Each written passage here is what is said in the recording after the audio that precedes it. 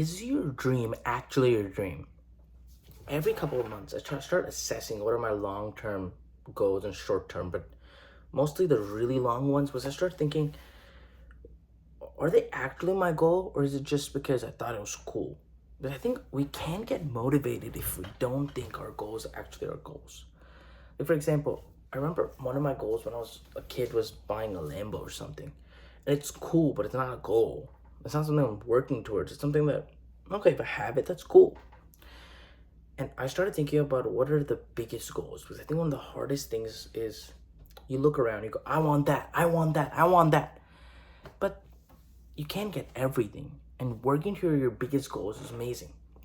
Like one of the things that I try to work towards now is being fearless. It was never about getting the car or getting something. It was always being fearless and being looking at it and go, dang, that's a high goal. Because I think a lot of people, what they do is they have this trend where they go, oh, don't be too ambitious. Take a goal that's enough so you don't get disappointed. But I think a lot of people don't shoot for the stars. Or my bad, don't shoot for the moon and this and the sun. They shoot for nothing.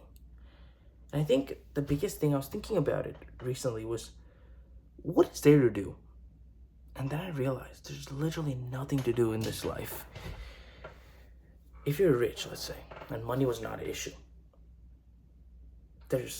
you'll get tired of food. If you don't love traveling, and I mean traveling in a sense of looking in the world and looking in jungles, looking at mountains, all the other popular places get boring at some point.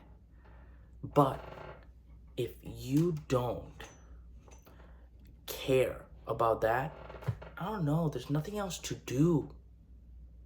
Not a lot to do. Because you're gonna get tired of food. You're gonna get tired of traveling to popular places. You're gonna get tired of watching shows. You're gonna get tired of sitting and doing nothing. You're gonna get tired of everything. And I realized there's not a lot to do in this life except go for your dreams, push, see what you can do the impossible. It could be running, could be working out, could be business, could be anything. And I realized everyone looks to the end line. That the end line is, oh, I'm gonna retire, I'm gonna have a lot of money. But if you retire early, that's just sad. That's why you see these entrepreneurs, they died till their last breath, like Charlie Munger, Steve Jobs. They all died till they were in business because there's not a lot to do. There's almost nothing to do technically. Because if you look at it through a lens that I'm gonna do stuff I like, and if it's not working hard, you're lazy, those are the saddest people because they're just laying around all the time. I'm not saying that you shouldn't do that shit because I'm too early in my journey, but I was thinking about it as a long term and thinking, what is my true goals? Because I used to always think, I just need to get rich. But then I realized the ability to become rich is the journey to reach your goal. Because for a lot of people, a good example I can give you, if you go and you say, I'm gonna get rich and then life's set, and you be miserable 40, 50 years, and then you start living at 50, was it actually worth it? Because I think a lot of people would be more worth it just living their life from right now. For example, is I always wanted to buy a soccer team or a football team.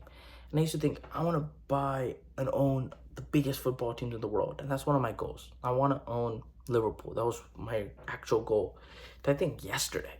And then I started thinking, why would I be miserable? Not miserable. Do something else for 50 years, 60 years, and then be able to buy Liverpool and then live my amazing life. Wouldn't I rather want to be more like Ryan Reynolds, who bought Wrexham? Like that simple analogy. Buy Wrexham that's smaller and then work there to become amazing. Because it's the same amount of hard to take a team that's in the 4th or 5th division all the way to the Premier League. He bought Wrexham for 2 to 3 million compared to Liverpool that's 5 billion. So that's even a journey if you go actively into taking a soccer team from that's worth 2, 3, 4, maybe 10 million all the way to 5 billion. That's the same like a company.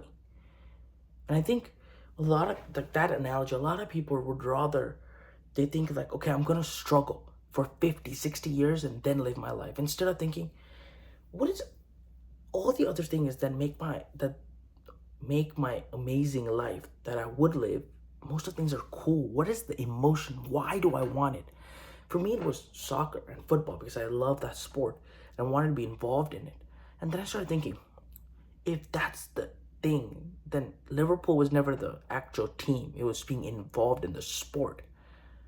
And then I should be owning or being part of the smaller clubs, because I would want to live my dream sooner and live in that realm sooner than try to work towards it and achieve something later on.